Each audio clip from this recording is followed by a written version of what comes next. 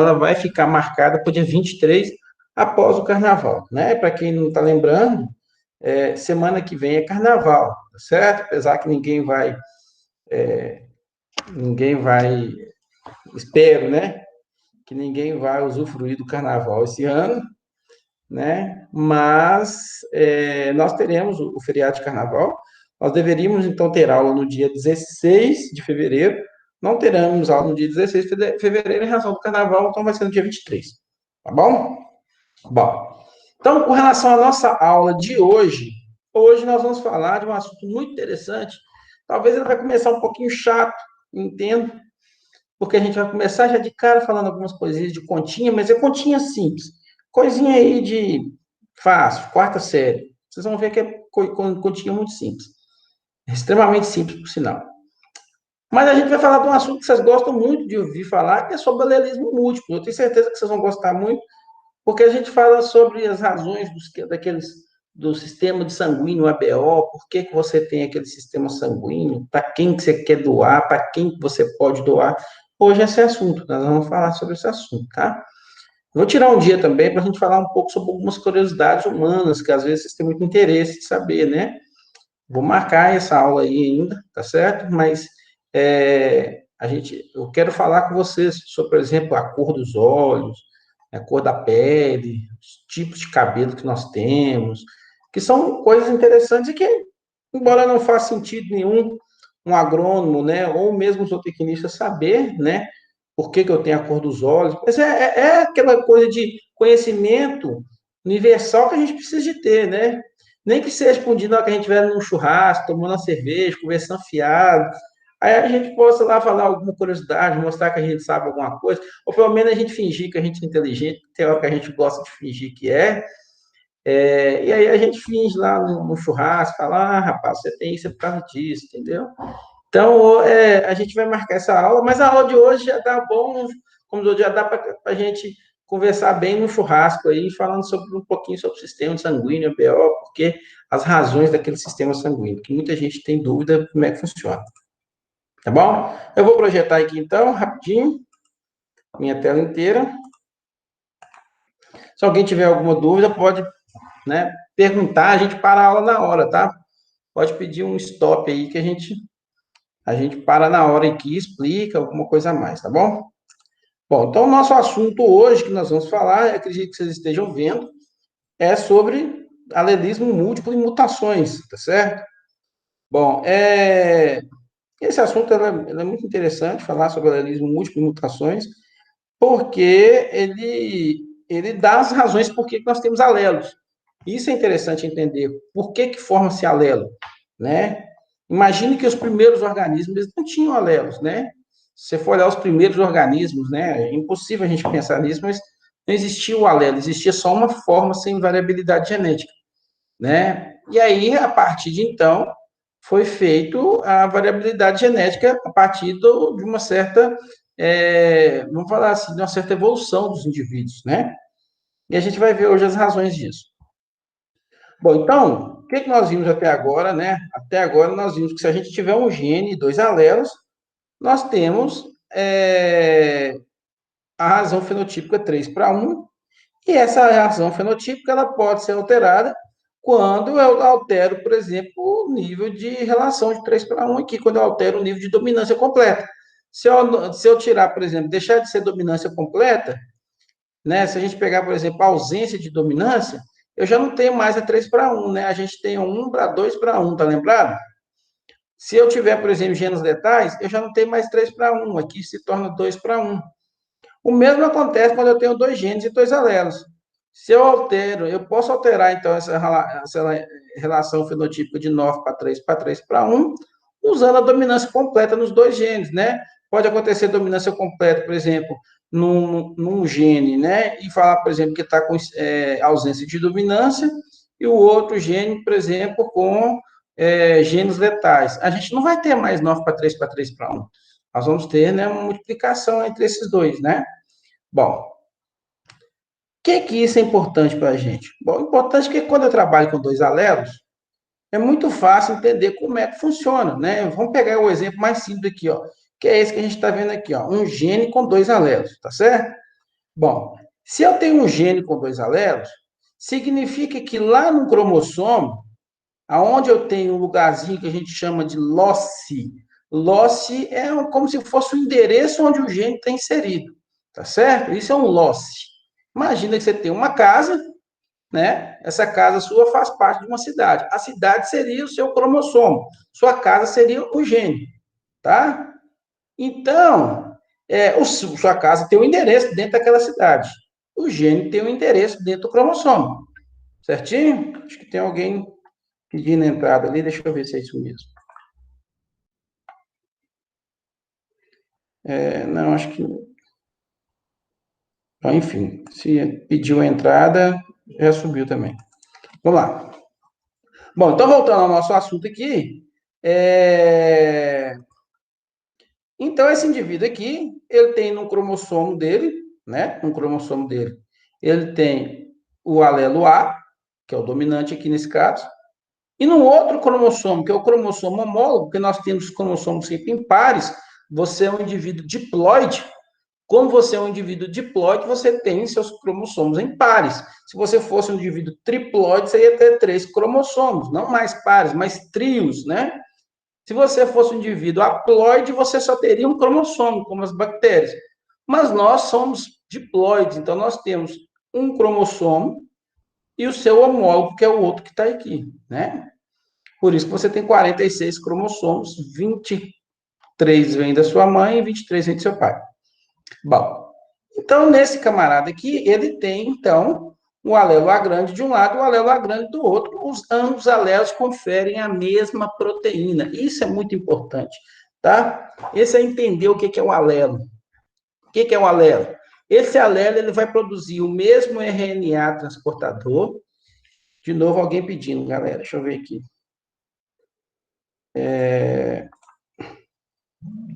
Permitir. Bom, voltando aqui, deixa eu voltar.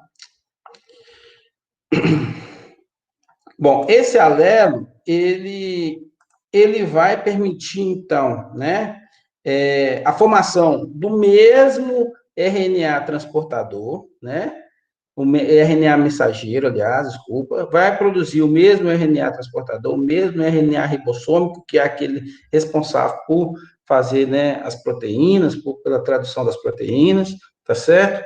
Então, essa é a importância da formação do alelo. O alelo é exatamente isso. Se eu mudo o alelo, eu mudo todos esses carinhas aí, tá certo? Bom, e aí eu tenho aqui um indivíduo que é heterozigoto. Por que ele é heterozigoto? Porque ele tem uma forma diferente do gene, né? Ele tem um gene diferente. Essa sequência gênica aqui desse camarada é diferente do outro, que é o A grande. Existem pares de base ali que são diferentes. Por ser diferente, codifica proteínas diferentes, embora o nosso código de genética é degenerado. O que significa dizer que esse código genético é degenerado, professor? Eu esqueci. Significa que cada proteína, né, cada parte da proteína, ela é formada por trios de, né, aliás, por trios de pares nitrogenadas, de bases nitrogenadas. Essas bases nitrogenadas vão formar aminoácidos que serão formados, são usados para formar as proteínas. Esses, né, esses trios de bases nitrogenadas, muitas vezes, eles podem ter, por exemplo, sequências diferentes, mas que conferem ou que traduzem para o mesmo tipo de aminoácido. Né? Então, por exemplo, eu posso ter citosina, timina e guanina, por exemplo, aqui, né? E no outro eu posso ter citosina, timina e adenina, por exemplo. E vai esses dois, mesmo que eles tenham diferença nas pares de base, eles podem, né, configurar o mesmo aminoácido. Por isso quer dizer que ele é degenerado. Já vista que eu tenho 64 combinações entre esses aminoácidos, mas eu tenho em torno, no total, de apenas 20 aminoácidos, né? Então, quer dizer, desses 64, apenas 20 formas são reconhecidas, né? Eu tenho aí 44 formas que vão gerar outros aminoácidos que já existem, tá certo? E aí, eu tenho um indivíduo que é esse aqui, que é o homozigoto, que a gente chama de homozigoto recessivo, nesse caso, porque ele é formado por dois indivíduos que têm os mesmos alelos diferentes do alelo Lagrange. Essa é a ideia, tá? Bom, então, o que que acontece? O que é a causa do alelismo múltiplo? O alelismo múltiplo ele vai acontecer porque há mutações. Embora essas mutações, na maioria das vezes, a gente vai ver que elas são deletérias, né? Ou seja, as mutações favoráveis são raras, tá? Mas se ocorrer essas mutações favoráveis e raras, ela vai gerar, então, uma sequência de indivíduos diferentes, mas que podem sobreviver no meio ambiente. Daqui a pouquinho a gente vai falar sobre essa história de mutação. Calma aí. Então, isso aqui é um bom exemplo. Ó. Eu tenho aqui uma sequência do DNA, por exemplo. Né? Por que eu sei que isso aqui é um DNA e não é um RNA? Porque eu não tenho a uracila aqui, né? Então, isso aqui é um DNA. Ótimo.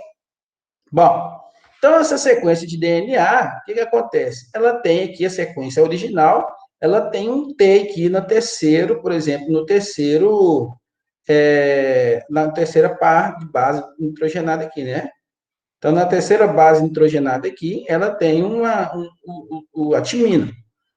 Mas pode acontecer de ter outras formas, como, por exemplo, a guanina, a citosina, né? Aqui eu errei, aqui, ó. Deixa eu consertar aqui, fazer uma besteira. Aqui deveria ser A, tá certo? Bom, então, isso aqui configuraria um novo alelo, uma nova forma, tá? Isso acontece no nosso DNA a todo momento. Inclusive, ele é causa, vamos falar assim, de uma coisa que está sendo muito famosa hoje, que chama de polimorfismo, tá certo? O que é esse polimorfismo? É quando acontece essa troca de par de base aqui nitrogenada, né? Essa troca aqui, principalmente quando essa troca acontece em regiões não codificantes. Isso é extremamente importante porque ele pode ser usado para marcar um gene.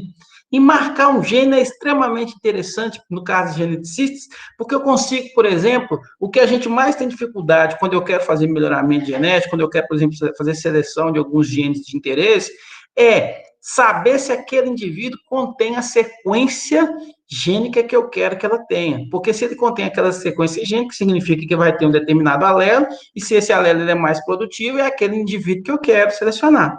Então, essas trocas de pares, eles podem servir como uma marca.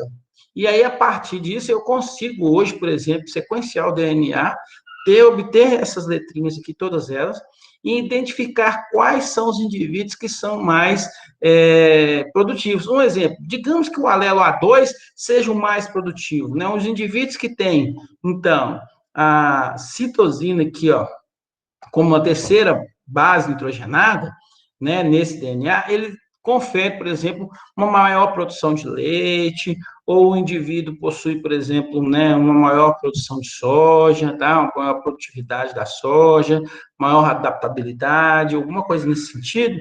Então, o que eu vou fazer agora?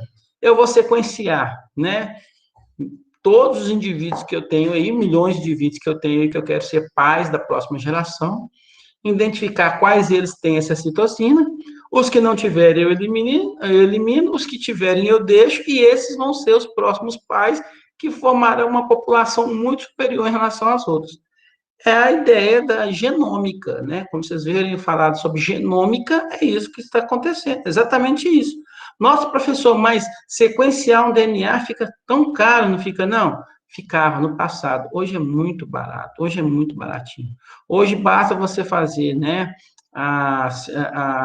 Retirar, né? Vamos falar assim, né? Apurar o DNA de um determinado indivíduo, organismo, vamos falar assim, que aí implica em animais e plantas. Basta você fazer isso. Isso é fácil, uma técnica simples. Você faz isso no laboratório, com muitos indivíduos de uma vez. Eu já fiz isso no laboratório lá em 2000, acredite se puder, nos anos 2000 eu fazia isso, né? Você separar o DNA, né, de um indivíduo é muito fácil, muito simples.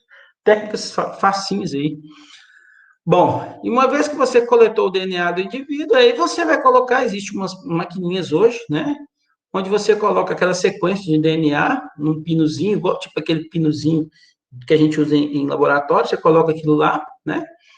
Ele determina para a gente o que tem ali em termos de sequenciamento, quais são essas bases que eu tenho em termos de sequenciamento. Lógico, eu não pego todo o DNA, né?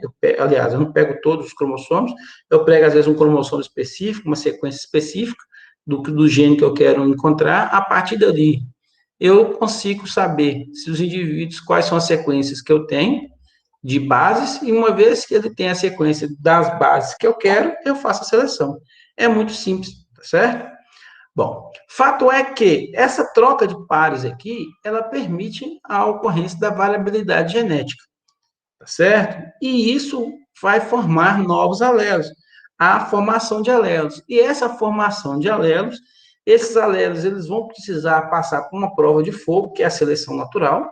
Ou seja, se esses alelos forem adaptados ao meio ambiente, se tiverem valor adaptativo alto, né? Quando a gente fala em valor adaptativo, significa se esse camarada consegue sobreviver no ambiente que a gente está falando, tá certo? Pronto, esse camarada, então, vai se estabelecer. Mas se for, por exemplo, uma mutação que ela não consegue sobreviver no ambiente que a gente está, essa mutação ela vai morrer com o indivíduo, tá certo? Um exemplo muito interessante com isso, eu acho que eu já falei aqui com vocês, mas se eu não falei, eu vou falar de novo, tá bom? Se eu já falei, vocês me desculpem, tá? Bom, tigres, por exemplo, existe uma mutação que ocorre em tigres que faz com que os tigres nasçam brancos, tá certo? Isso é um problema sério para o tigre. Por quê? Porque o tigre branco, na vegetação da Ásia, principalmente lá, né, os tigres são siberianos, asiáticos, né, são lá da China, são chineses, né, tem um tigre indiano, daquela região ali. São a vegetação muito semelhante à nossa vegetação aqui do Cerrado, vamos falar assim, né? Com árvores, né? Às vezes alguns têm um pouco de floresta, mas e é interessante porque é o seguinte, essa mutação faz com que esses indivíduos brancos eles não conseguem se camuflar. Então eles têm uma dificuldade imensa de fazer a caça e de pegar, então, né? Suas presas. Eles acabam morrendo de fome. Então, é um tipo de mutação que o indivíduo, ele naturalmente, ele não consegue sobreviver no meio ambiente, tá certo? Ou seja, o ambiente, ele faz seleção dessas mutações, e a gente vai ver sobre isso, tá certo?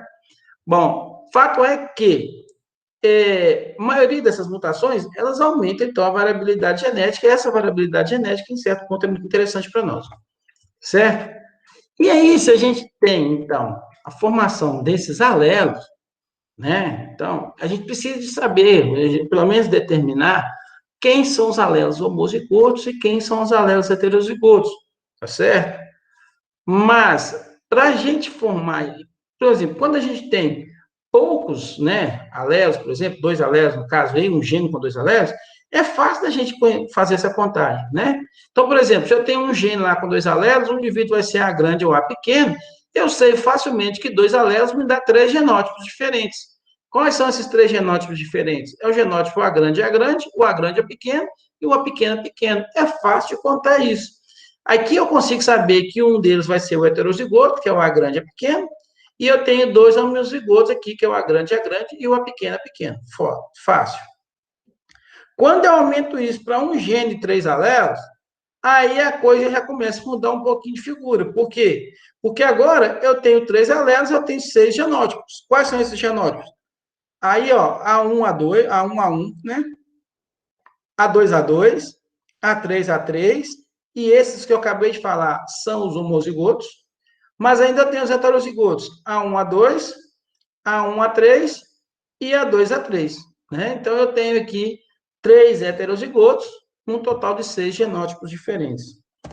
Bom, isso me faz, então, né, entender uma continha muito simples, que é determinar um número de genótipos diferentes a partir dos alelos.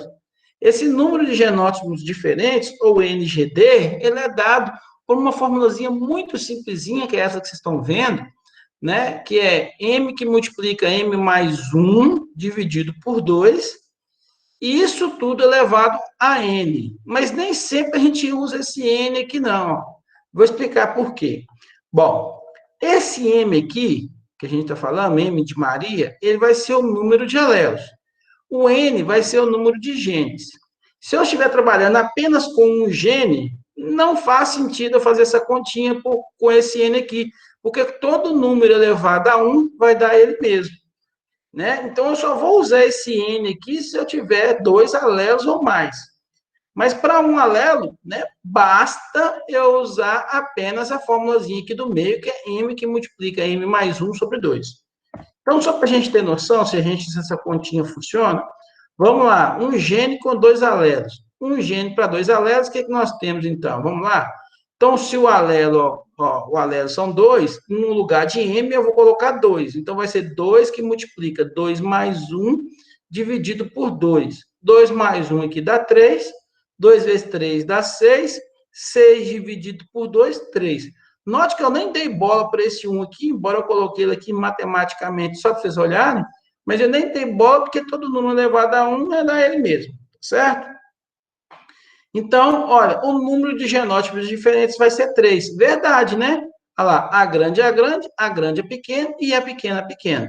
Se eu tiver um gene com 3 alelos, que foi a situação que a gente viu, eu faço a mesma coisa, ó, 6 genótipos, então, que a gente vai ter. Vamos ver se dá 6 genótipos mesmo?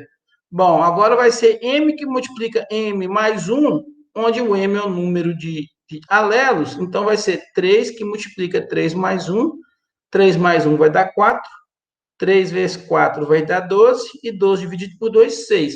Pronto, resolveu o nosso problema aqui. Se eu tiver a situação de 2 genes, aí é aquela história, quando eu tenho o A grande, o A pequeno, e o B grande e o B pequeno, por exemplo. Vamos ver quantos genótipos diferentes nós vamos ter? Bom, então a continha por dentro é a mesma, é um M que multiplica M mais 1 sobre 2, então vai ser 2 que multiplica 2 mais 1 sobre 2, só que agora eu tenho 2 genes, então eu tenho que levar a 2, tá certo? E aí, o que vai acontecer então? 2 mais 1 dá 3, 2 vezes 3, 6, 6 dividido por 2 dá 3, e 3 ao quadrado, 9. Pronto, eu vou ter 9 genótipos, tá? Não vou elencar todos eles aqui, porque vai demorar bastante. E o mesmo se eu tiver 2 genes com 3 alelos. Então, o meu M agora vai ser 3 e o N de Nair vai ser 2. Então, vai ser 3 que multiplica 3 mais 1 sobre 2 elevado a 2. Aqui a gente sabe que 3 vezes 4 dá 12, dividido por 2 dá 6, e 6 ao quadrado, 36. Nós vamos ter 36 genótipos. Então, note que, à medida que eu vou aumentando o número de alelos, isso aumenta, né, exageradamente, certo? Por que é importante a gente saber o número de genótipos diferentes? Porque a partir do número de genótipos diferentes, eu consigo determinar também, né, quais são os homozigotos e quais são os heterozigotos. Não existe uma formulazinha para determinar quais são os homozigotos, mas existe uma formulazinha para determinar também quem são os heterozigotos. E a partir do número de genótipos diferentes, menos o número de heterozigotos, eu chego ao número de homozigotos. E é o que eu preciso, por exemplo, quando eu estou fazendo populações puras. Quando eu quero fazer populações puras, para poder depois acasalar esses indivíduos, ou fazer um tipo de cruzamento, eu preciso conhecer, então, um número de genótipos diferentes, tá bom? Para eu determinar, então, o número de heterozigotos, é a mesma formulazinha, só que em vez de eu ter uma soma, aqui eu tenho uma diferença, tá certo? Só isso que muda. Então, olha só, quando eu tenho um gene com 2 alelos, basta fazer a mesma continha, só que agora com negativo, né? 2 alelos, então vai ser 2 menos 1, vai dar 1, 2 vezes 1 dá 2, dividido por 2, 1, pronto. Eu só tenho um heterozigoto, que é o A grande e A pequeno, tá certo? Agora, olha só, se eu conheço um número de genótipos diferentes, que no caso dava 3, menos o número de heterozigotos, que é 1, né? Isso aqui está errado, tá, gente? Não é número de genótipos diferentes, não é número de heterozigotos. Deixa eu consertar aqui, ó. Que é heterozigotos, ó. Heterozigotos diferentes. Se eu conheço agora o número de heterozigotos, então, olha só, número de genótipos diferentes, que é 3, menos número de heterozigotos, que é 1, 3 menos 1 dá 2, pronto. Eu sei que eu tenho 2 homozigotos, que é o A grande e o A pequeno. É muito fácil quando eu tenho, né, poucos genes, mas eu quero que vocês entendam quando eu tenho, por exemplo, um gene com 5 alelos, como é, por exemplo, um gene da cor de pelo em cachorros, 5 alelos aí. Não é fácil ficar determinando todos eles, basta fazer essas continhas, tá bom? O mesmo vai acontecer com o de baixo, né? O de baixo também é bem simples, essa continha aí, ó, 3 menos 1 dá 2, 3 vezes 2 dá 6, 6 dividido por 2 dá 3, pronto, o número de heterozigotos diferentes vão ser 3, tá? Com dois alelos funciona da mesma forma, né? Se fosse com dois alelos, eu elevo ao quadrado do mesmo jeito, isso aqui vai dar 1, a gente já viu, o único heterozigoto que nós temos quando eu tenho dois alelos, dois genes, é o A grande, A pequeno, B grande, P pequeno, esse é o chamado duplo heterozigoto. E se eu tiver dois genes com três alelos, essa resposta vai ser 9. Então, seriam os indivíduos, por exemplo, aí tem que ver, né? Vai ser, por exemplo, A1, A2, B1, B2, A1, A2, B2, entendeu? A1, A3, B2, B3, tá certo? Que são os heterozigotos diferentes.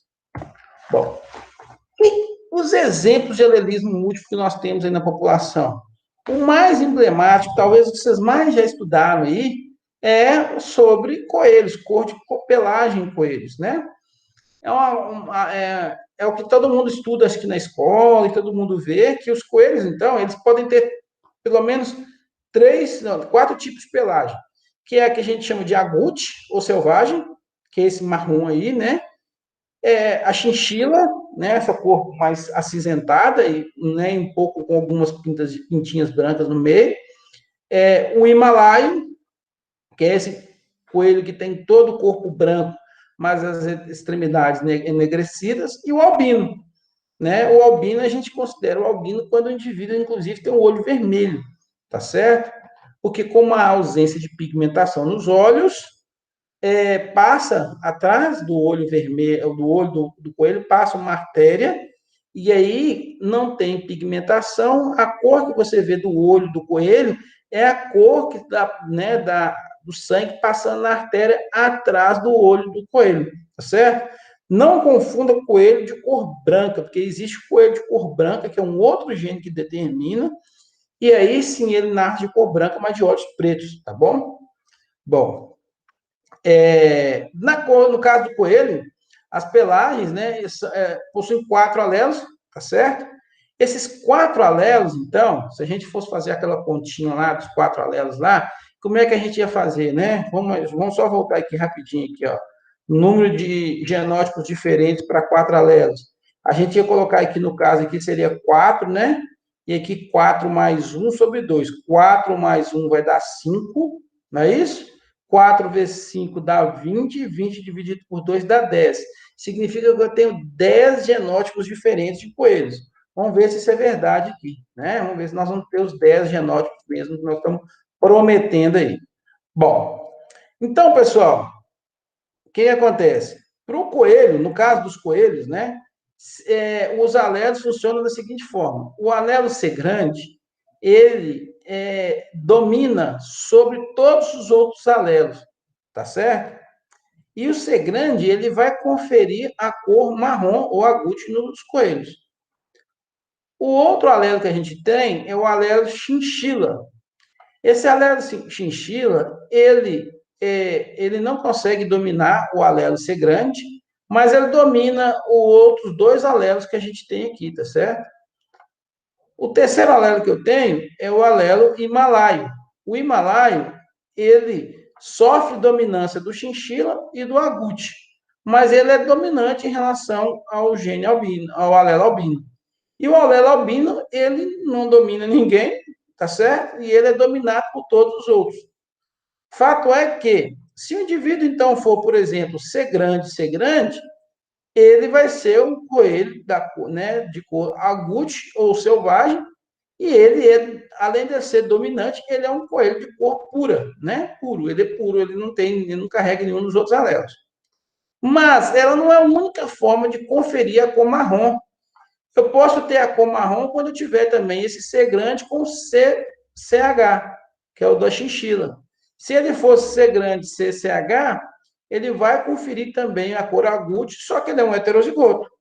Se ele for C grande, CH, que é o himalaio, ele também vai configurar a cor agute, ou mesmo se ele for um C grande, C pequeno, com o do albino, ele também vai conferir a cor agute. Então, essas 4 formas aqui, irão conferir a mesma cor na AGUT, apenas o C grande, que é o homozigoto, tá certo?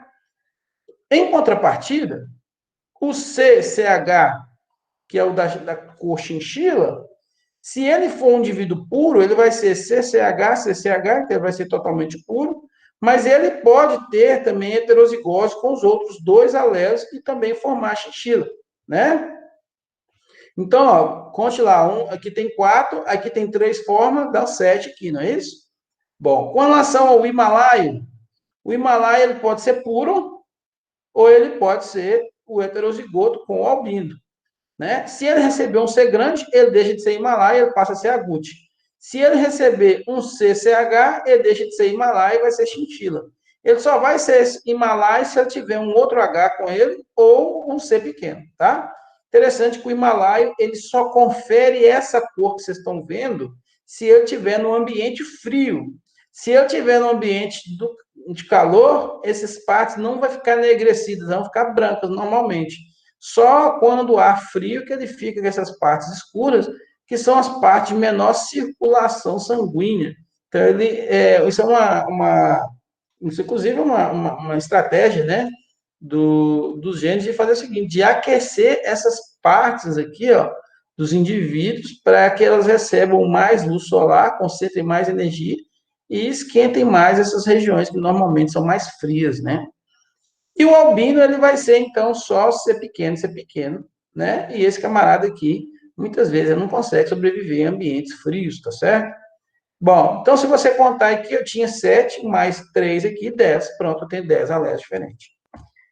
Para turma nossa de agronomia, eu também tenho isso em soja, tá? Em soja, por exemplo, a cor da soja, né, do grão de soja e do hilo, ele é um antipialelismo múltiplo, muito parecido com essas de coelhos, tá certo? Onde eu tenho o alelo I grande, esse alelo I grande, ele sempre vai conferir aquela forma comum da soja, que é a soja do grão amarelo, com o hilo também amarelo. Se ele tiver qualquer um dos outros alelos, ele vai conferir essa cor, tá certo? Mas na ausência dele, quem passa a comandar é o I pequeno a, e esse I pequeno a aqui, ó, essezinho A, né, ele confere a cor da soja amarela, né, mas, porém, com o hilo escuro, tá certo? Esse hilo aqui escuro, né? O tegumento é amarelo, mas o hilo é escuro, certinho? Bom, na falta desse IA, né, se for, por exemplo, IB, ou Izinho, aí ele deixa de ser, né, totalmente amarelo, o hilo passa a ser escuro, mas não só o hilo, toda a região, né, próxima ao hilo vão ficar enegrecidas. Então, a soja, ela não tem aquela cor toda uniforme amarelada, ela vai ter uma cor amarelo com marrom em algumas regiões aqui, tá certo? E se ele for izinho, confere a semente de cor preta, tá? O hilo e a semente vai ser escura, preta, certinho? E o mais emblemático que nós temos de exemplos de alelismo múltiplo é o sistema sanguíneo ABO, tá certo? Onde indivíduos IA grande, ou indivíduo IA grande, Izinho, ele vai formar, né, os indivíduos do grupo A. Se ele for IB grande, ou IB grande, Izinho, ele vai ser indivíduo do grupo B. Se ele for IA grande, IB grande, ele vai ser do grupo AB, e se ele for I pequeno, do grupo O. No sistema sanguíneo ABO, tanto o alelo A quanto o alelo B, eles não têm dominância completa. Na verdade, eles são ausência de dominância. Lembra que quando há ausência de dominância, significa que os dois alelos, eles conferem proteínas ao mesmo tempo, né? Ou seja, nenhum vai dominar sobre o outro. Os dois se expressam de igual força, né? É diferente do alelozinho. O alelozinho, ele é recessivo e, portanto, ele sempre vai sofrer ações do IA grande ou do IB grande. Bom, o que isso é importante para a gente entender? Importante a gente entender porque é o seguinte, o alelo A grande, ele confere na hemácia um tipo de hemácia diferente, onde ela vai ter algumas proteínas na hemácia aqui, ó, né? Lógico que a gente não vê isso, né? O eunuco, isso aqui é molécula, né? Então, ela vai ter algumas moléculas aqui com proteínas associadas aos açúcares e que vão formar uma coroa, tipo a coroa do coronavírus, na hemácia, tá? E essa coroa, ela formará, então, antígenos, tá? Esses antígenos aí, igual a coroa do coronavírus faz. A coroa do coronavírus, aí no caso é a proteína spike, né? É uma proteína S que ele tem aqui na volta do coronavírus, onde ela confere, então, um antígeno e é a base da vacina, né? A vacina é exatamente isso. É você ter linfócitos que reconhecem essas, vamos falar assim, essas coroas, né? Que reconhecem essas proteínas e que pode, então, desativar o vírus aí circulante na célula ou as células que contêm esses vírus, né?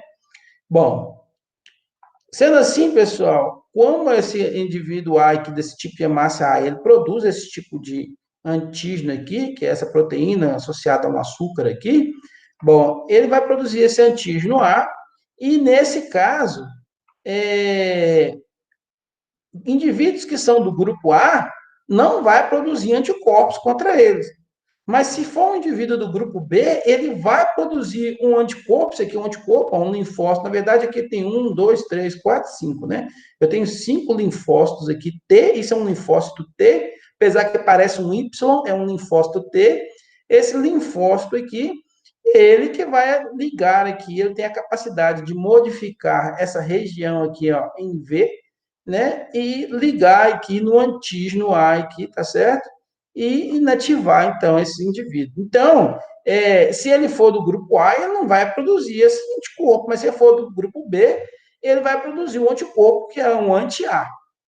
O grupo B, por sua vez, vai ter também o seu tipo de antígeno, né? O seu tipo de açúcar e de proteína diferente do grupo A. Na verdade, o que muda mais o grupamento açúcar, tá?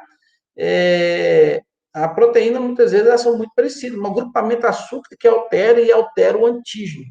E aí, o grupo B vai produzir antígenos B, e aí, se eu for, né, se outras pessoas do grupo B receber transfusões sanguíneas de indivíduos do grupo B, ele não vai produzir anticorpos anti-B, porque ele faz parte daquele grupo. Mas esse camarada aqui produz antígenos anti-A. Isso significa que se eu pegar um camarada desse aqui A e colocar sangue nele, né, num indivíduo que é B, o camarada que é do sangue B vai produzir anticorpos contra aquele sangue A, e aí o camarada vai morrer, né? Ou vice-versa. Quem é do grupo AB, ele contém, então, na sua coroa das hemácias, tanto antígenos do A quanto do B. Lembra que eu disse que o grupo A e o grupo B, né, os alelos A e B, eles são de ausência de dominância? Como ele é ausência de dominância, significa que ele produz tanto antígeno A quanto antígeno B na sua coroa. Se ele produz tanto antígeno A quanto antígeno B, não há por que esses camaradas produzirem anticorpos anti-A e anti-B, porque se ele produzir anticorpos anti-A e anti-B, ele vai produzir anticorpos contra ele próprio. Então, o camarada que é do sangue AB, ele não produz anticorpo, certo? Uma curiosidade, eles falam que provavelmente Jesus Cristo era do sangue AB, porque da região onde ele vivia, e até hoje é uma característica, né? A maioria dos indivíduos do sangue AB, né, são judeus, possuem sangue AB, tá? Então, é interessante isso aí, tá? O povo judeu, principalmente lá daquelas regiões onde Jesus nascia, tem a grande maioria sangue AB. Então, há uma chance imensa dele ter tido sangue AB, né? E, por fim, nós temos o grupo O. O grupo O é interessante porque ele não possui coroa. Ele não codifica essa proteína junto com esse açúcar. Né? Na verdade, ele codifica só a proteína, ele não codifica o açúcar. Tá certo? A proteína ele codifica, mas ele não codifica o grupamento açúcar. E aí ele não produz antígeno nem A nem B. Se ele não produz antígeno nem A nem B, ele é interessante porque ele pode doar para todos os camaradas. Enquanto o AB, como ele não produz anticorpo, ele pode receber sangue de todo mundo. Tá certo? Mas o grupo O ele tem um problema. Ele produz tanto antígeno anti-A quanto antígeno anti-B. Ele produz anticorpo, né? Contra A e contra B. Isso significa que quem é do grupo O não pode receber sangue nem de A, nem de B, nem de AB. Ele pode doar para todo mundo, mas não pode receber de ninguém. Ele pode receber só dele mesmo. Tá bom? Bom, muitas vezes a gente confunde também a questão do RH, né, positivo, negativo, não tem nada a ver com alelismo, mas só para a gente entender o que significa o RH positivo e negativo, vem lá do macaco rhesus. Macaco rhesus é uma espécie de macaco onde se iniciou os primeiros trabalhos para saber o que era esse fator RH. Na verdade, o que a galera fez foi retirou o sangue de macaco e colocou no coelho. Todo mundo estava. A intenção era exatamente verificar se era possível fazer transfusões, né, sanguíneas entre indivíduos aí. Então, pegaram o sangue do macaco, colocou no coelho, o macaco era uma cobaia, o coelho também era cobaia. E aí, quando aplicou, né, o sangue do macaco rhesus no coelho, percebeu que em alguns coelhos houve produção de anticorpos anti-RH, ou seja, anti o sangue do macaco rhesus. Alguns indivíduos tiveram a produção de anticorpo acima de 85%, né, que a gente considera uma reação positiva de produção de anticorpo, ou seja, aglutinou, né, houve aglutinação do sangue, mas em outros indivíduos não houve aglutinação. Qual era a diferença desses camaradas, né, dos que sofriam aglutinação e do que não sofriam aglutinação? É que eu tinha indivíduos que eram de um tipo de alelo, que a gente chama de os indivíduos que são R grande ou R grande, R pequeno, eles são positivos, são chamados fator RH positivos, né? E os indivíduos que não sofreram, aliás, os indivíduos que sofreram, estou falando besteira, deixa eu repetir. Os indivíduos que sofreram reações positivas, ou seja, que produziram fatores anticorpo anti-RH, eles eram do tipo R pequeno, e aqui o professor errou mais uma vez, deixa eu ver se está certo mesmo. Aqui R pequeno. Tá? Nós vamos corrigindo aqui na hora. Bom, então o indivíduo que era R pequeno, esse camarada aqui, quando recebeu o sangue do macaco, ele produziu anticorpo, certo? Então ele ficou conhecido como RH negativo. E os camaradas que receberam sangue e não produziam anticorpo, ficaram como RH positivo. E eles são, então, o dominante ou o heterozigoto, tá certo? Então, esse é um tipo de condição simples, comum, de dominância completa, onde eu tenho o alelo R grande. O alelo R grande ele pode sofrer, né, a transfusão sanguínea de qualquer fator, mas o R pequeno não pode, tá bom? Então funcionou desse jeito. Bom, e isso nos dá uma pá de coisas em relação ao tipo sanguíneo. Porque agora eu tenho o indivíduo A positivo e o A negativo, né? O A positivo, ele pode, por exemplo, receber sangue, olha lá, do A positivo, do A negativo, do O positivo, do O negativo. Por que ele pode receber sangue de todos As e Os, positivos e negativos?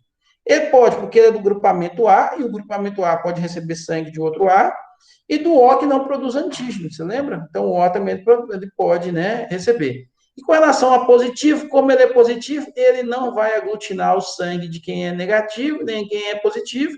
Então, todos positivos e negativos ele pode receber. Mas ele só pode doar para dois tipos de sangue, que é o camarada do sangue A, que é igual a ele, positivo, ou para o outro AB, né? E assim nós vamos ter todos os indivíduos. Eu chamo a atenção aqui para o camarada que é do sangue AB, positivo. O AB positivo, ele só pode doar para um outro tipo que é igual a ele, AB positivo. Tá certo? Ele não pode doar para o A porque ele tem antígeno B. Ele não pode doar para o B porque ele tem antígeno A. E ele não pode doar para o O porque tem antígeno A e B. Então, por isso que ele não pode ser um doador universal. Mas ele pode receber sangue de todos os tipos. Por que ele pode receber sangue de todos os tipos? Porque ele não produz nenhum tipo de antígeno, nem anti-AB, né, A e B, e nem anti o fator RH. Já o camarada que é AB negativo, ele pode receber de quase todos que sejam negativos. Ele não pode receber dos positivos. Chama atenção também para quem é do sangue O. Ele pode doar sangue para todo mundo. Por quê? Porque ele não produz antígenos, né? O O negativo, o O não produz nenhum tipo de antígeno, seja ele do A, do B, né, por exemplo, ou do AB. Ele não produz antígenos, então ele pode doar. E como ele é O negativo, o RH negativo, o RH negativo, esqueci de dizer, ele não produz, ele produz anticorpo contra positivo, mas não produz antígeno, tá certo? E uma coisa muito ruim de quem é do sangue O negativo, porque ele só pode receber de outro O negativo, né? Pelas razões que a gente falou, os Os ele só pode receber de outro O, né? Porque por causa dos antígenos. E como se ele for positivo e o indivíduo for negativo, o indivíduo negativo não pode receber o sangue por causa da condição do RH, tá? Eu sou O negativo, eu sou doador universal, mas eu tenho esse problema de ter que receber só de outro O negativo, ok? Bom, com relação à mutação, só para a gente terminar rapidinho nessa aula, faltam três slides aqui. Primeiro, o que seria uma mutação, então? Seria qualquer alteração na sequência ou no número de nucleotídeos de um gene. Então, eu preciso alterar a sequência ou o número desse nucleotídeo. E a consequência vai ser gerar uma forma alélica do gene alterado, né? E se essa forma alélica, se ela conseguir ser, né, vamos falar assim, ter um alto valor adaptativo, se ela conseguisse permanecer no meio e transmitir nesse novo gene que foi gerado a partir desse novo alelo, ele vai formar uma nova forma genotípica que, por sua vez, vai formar uma nova forma, né, gerar uma nova forma fenotípica, tá certo? Lembra que a variabilidade genética, ela depende, então, do crossing over, né, da distribuição independente, ou seja, daqueles alelos que são distribuídos independentemente, né, da segregação dos alelos, e também da mutação. Qual desses três é o mais importante? Lógico, o crossover, em sequência, a distribuição independente. A mutação, a gente tem que entender que, normalmente, ela é muito difícil de acontecer, e quando ela acontece, ela é recessiva e deletéria. Tá? Vamos tentar entender isso, porque a maioria das pessoas acha que mutação sempre é uma coisa boa. E nem sempre é uma coisa boa, certo? O que a gente precisa entender é o seguinte: os organismos que nós temos hoje atuais, seja ele animal, né, seja ele vegetal, insetos em geral, peixes, eles são resultados de milhões e milhões de anos de evolução e de seleção natural. Isso significa que ocorreram mutações desses milhões de anos que nós tivemos, essas mutações não foram para frente, né? Por que elas não foram para frente? Porque o indivíduo, na maioria das vezes, ele não é o mais adaptado. Eu dei um exemplo agora aqui do tigre. Ah, professor, poderia acontecer de ter uma mutação do indivíduo ser mais adaptado? Sim, pode. E esse indivíduo pode se tornar um novo indivíduo. É a causa e a formação de novas espécies, através disso que acontece, né? Das mutações. Mas você entende que não é um processo simples. Quando eu era jovem, bem mais jovem, lá quando eu tinha, sei lá, 10 anos, lançou um filme que chamava O Alterwood, O Mundo das Águas, né? Um camarada chamado Kevin Costner. Naquela época falasse que os oceanos iam todos se congelar e a planeta Terra ia virar um planeta só de água, né? Com pouquíssimas regiões de terra. E aí, nesse filme, quem já teve a oportunidade de assistir, um filme já antigo, talvez 30 anos atrás, um pouco menos, um pouco mais, nasce um indivíduo com guelras entre as orelhas, certo? E que esse Kevin Costner, então, ele tem capacidade de nadar, né? E ficar debaixo d'água e respirar o oxigênio dissolvido na água. Esse filme é muito interessante de tocar nesse assunto, porque é o seguinte: uma coisa dessa para ocorrer, ela tem que levar milhões e milhões de anos. Não vai simplesmente uma única mutação que vai criar uma guelra na sua orelha que você vai se tornar um mutante mais adaptativo, mais adaptável, né? E isso é interessante a gente entender o seguinte: os organismos atuais, eles possuem principalmente genes que vão determinar, né, RNAs, seja ele transportador, ribossômico, né, e as proteínas que eles geram, muito mais eficientes, que já estão acostumadas com esse organismo, e não ocorrem mudanças tão bruscas no ambiente de uma hora para outra, né? Uma mudança, né? As mudanças elas são feitas ao longo dos anos, aos poucos, e a partir do momento que elas vão sendo feitas aos poucos, dão tempo aos indivíduos se adaptarem, de formarem novas mutações, mutações essas que vão funcionar, que vão se permanecer. Então, aquelas mutações que de uma hora para outra vai acontecer, esse indivíduo não vai para frente. Ele não vai se tornar um indivíduo, né, mais adaptativo assim. É o que mais ou menos aconteceu com os dinossauros, né? Quando caiu aquele meteoro na Terra, não dizimou os dinossauros do dia para a noite, né? Eles foram sendo dizimados aos poucos, ao longo de alguns anos aí, né? E os indivíduos, os outros indivíduos que estavam, tiveram tempo também para se adaptarem à nova condição e aí sim formar novas populações, tá? Então, as espécies elas podem até desaparecer por causa do seu valor adaptativo, mas não acontece do jeito que a gente está entendendo. O ideal é que haja, então, a variabilidade genética, que ela seja extremamente alta, porque isso garante, então, a sobrevivência das espécies à medida que o ambiente vai se modificando. O ambiente modificar é normal de acontecer, o ambiente vai modificar, né? Nós já passamos por eras geladas, eras agora mais quentes, tá certo? E o ambiente está sempre em modificação, tá? Então, entenda que a mutação normalmente ela vai produzir sempre um alelo que é menos adaptado.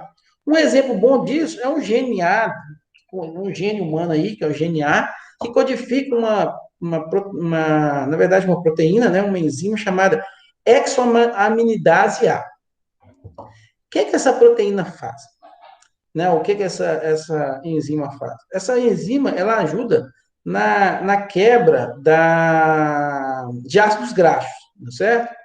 Bom, os indivíduos que produzem ela, então, têm vida normal, não tem problema algum. Mas existe um tipo de mutação que faz com que o camarada ele produza, então, uma forma alélica a pequena, que vai produzir uma outra proteína, né, uma outra enzima, exoaminidase, mas essa exoaminidase, ela é modificada, ela não consegue quebrar os ácidos graxos. O ácido graxo, né, na corrente sanguínea, em altas concentrações, ele vai parar lá no cérebro, tá certo? E aí, o que acontece? Ele atua no sistema nervoso central, fazendo com que os indivíduos tenham um tipo de, vamos falar assim, de deficiência mental. Esse tipo de doença é chamada de doença de Tay-Sachs, é uma doença, né, até muito comum, assim, a gente sabe desse tipo de doença, do Tay-Sachs, né, não é comum você ver em indivíduos, porque os indivíduos ele causa uma idiotia, né? O indivíduo tem uma deficiência mental, tá certo? Mas é uma doença muito, muito comum aqui, quem mexe com genética já ouviu falar demais nessa doença, de Tay-Sachs. E isso mostra que as mutações que ocorrem, elas geram indivíduos menos adaptados. Indivíduos menos adaptados, como os indivíduos, né, que têm a Tay-Sachs, provavelmente não deixarão descendentes. E como eles não deixam descendentes, eles automaticamente são selecionados pelo ambiente. Então, isso é muito importante você entender, que as mutações elas podem acontecer, nós temos mecanismos intracelular que vai fazer com que verifique, por exemplo, nós temos DNA polimerase, DNA ligase, que vai verificar se essa mutação aconteceu e vai corrigir ela. Mas se essa mutação às vezes passou despercebido e às vezes passa despercebido, tá? Essas mutações elas passam despercebidas, por exemplo, pode acontecer, a gente sabe que timina liga com adenina, citosina liga com guanina. Mas acontece que há uma modificação nas moléculas que fazem, por exemplo, ter um outro tipo de grupamento amino, por exemplo, e esse outro grupamento amino, ele consegue, por exemplo, ligar uma timina com uma guanina, por exemplo, tá certo? E isso vai alterar, então, o código genético. Ao alterar esse código genético, o que acontece? Altera, então, a forma do indivíduo e altera um alelo. Se esse alelo for mais adaptado, beleza, ele vai permanecer. Mas nós temos alguns mecanismos ali que vai verificar, igual antigamente tinha um camarada que ficava lá na frente das garrafas de Coca-Cola vendo qual garrafa estava suja e qual que não estava. Hoje não faz isso, porque hoje eu tenho, né, um robô que faz isso. Aliás, ninguém nem está usando mais garrafa de Coca-Cola, mas antigamente ficava o camarada olhando e ele retirava a sujeira, né, o que estava sujo ali. Então fica ali uma DNA ligada, DNA polimerase, esses dois estão sempre trabalhando, verificando. Se mesmo assim essa mutação passar, o ambiente ainda vai ter a prova final de saber se esse indivíduo é adaptado ou não. Tá ok? A maioria das mutações, e nós já fizemos algumas mutações pelo homem, né? Ele já tentou fazer mutações, foi em cima de tentativa e erro, de tentar os indivíduos serem mais adaptados. Algumas deram certo, outras não deram tão certo assim, tá certo? Você vai ver mais em plantas, né? Mais na área de agronomia, porque em animais você não pode gerar mutações desse tipo, né? Porque você não pode gerar a mutação e depois ir lá e matar o animal, né? Então, em plantas é mais fácil você fazer isso. Pelo menos ainda a gente não tem uma sociedade protetora das plantas, nós temos uma sociedade protetora dos animais, e tá certo, tem que ter mesmo, senão ia ter maluco aí fazendo um monte de coisa, né, de maldade com os bichinhos. Pessoal, nós paramos por aqui. O assunto, às vezes, é muito interessante, eu acabo me delongando, pensando muito com vocês, porque eu gosto mais dessa área. Peço perdão se eu passei demais da hora. Preciso fazer com vocês, então, aqui uma chamada. Deixa a gente fazer uma chamada rápida. O professor, Pode perguntar. no início da aula, o senhor falou que semana que vem era carnaval, lembra? Sim, semana que vem é carnaval, não? Não, semana que vem é dia 15, a semana do dia 9, o carnaval ainda é na... Verdade, meu amor. Verdade. Semana que vem. O carnaval, na verdade, é comemorado na terça-feira, dia 16. Você tem razão. Dia 17 é quarta-feira de cinzas. Semana que vem, realmente, ainda não é carnaval. Entretanto, a nossa aula, que hoje nós temos aulas de 15 em 15 dias, né? Então, hoje seria a aula dia 2, na próxima aula seria no dia 16, que daria exatamente no dia do carnaval. Você está correto. Ah, então a provação o senhor vai deixar para o dia 23 mesmo. Exatamente no dia 23, que é o dia que nós temos aula. Ah, sim, então tá bom. Tá bom? Muito obrigado. Realmente você está correto. Eu que estou achando que eu estou querendo carnaval demais da conta aí, né?